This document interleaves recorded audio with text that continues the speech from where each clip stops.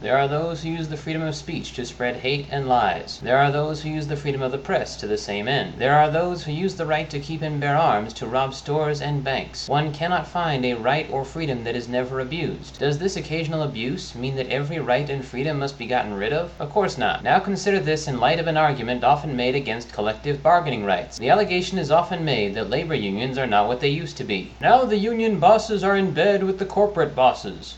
So what you are saying is that this right is being abused, so we should get rid of it? This is an argument for greater transparency of both that is being presented instead as an argument to get rid of one of the two. Furthermore, just as the opposite of a utopia is a dystopia, the opposite of a euphemism is a dysphemism. Clearly, union boss is a dysphemism for union leader. It is a word used in this case only to evoke the connotation of a mob boss. This, while not clear enough to be necessarily misleading, is highly dishonest. Are labor unions impervious to corruption? Probably not. Or for that matter is any organization. Shall we get rid of them all? The most effective safeguard against any organization's corruption is transparency, which one finds much more of in the labor union than the corporation. One also finds much more of it in the Democratic Party than the GOP. The GOP, on the one hand, discloses the source of only 25% of their funding and asks us to just trust them. The Dems disclose the source of 96% of theirs. But I digress. The people running the corporation have one motive above all others: their own personal profit. There is nothing about the profit motive which automatically backs up workers' rights. Therefore, the corporation must be checked by an organization with such an interest as its paramount concern. An organization led by someone democratically elected by his or her fellow employees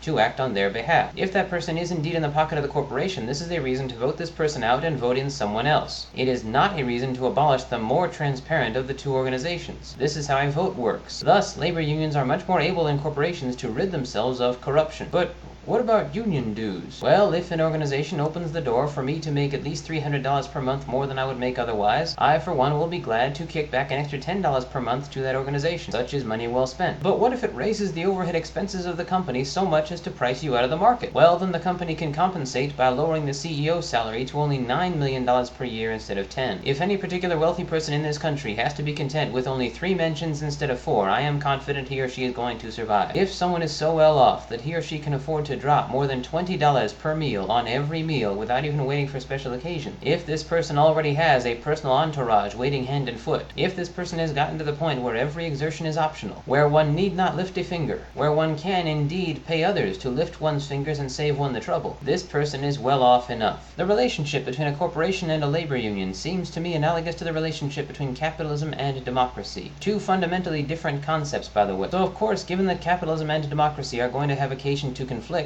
by the same token, corporations and labor unions are bound to come into conflict sooner or later as well. But of course, sometimes the interests of a corporation tread on the rights of workers, and under such circumstances, conflict must be had, and that's the whole reason labor unions were invented. The central tenet of capitalism is that profit is good. There is nothing in it that is intrinsically honest, altruistic, or reform-minded. These are concerns for democracy instead. There is nothing in capitalism which automatically pushes to abolish slavery, segregation, or apartheid, promote women's suffrage, or wean us of non-renewable resources. If profit is indeed one's paramount concern, one supports such efforts only insofar as they have potential to benefit one's bottom line. If, on the other hand, they stand to detriment it instead, one can be expected to stand against them. But if profit is good, then the workers' profit is good. Huge corporations rip off millions, sometimes billions of people, and the government is compelled by voters to step in and take steps to prevent this from happening again. The profit self-interest then compels the people who own the corporations to mount publicity campaigns to oppose this effort. One common buzzword in these campaigns is big government. Really though, there is no such thing as a market completely free from government influence. There cannot be. Every country which has ever existed has subjected its economy to some measure and some form of government influence. It is government influence that makes it a market. It is the government who prints the money and puts it into circulation.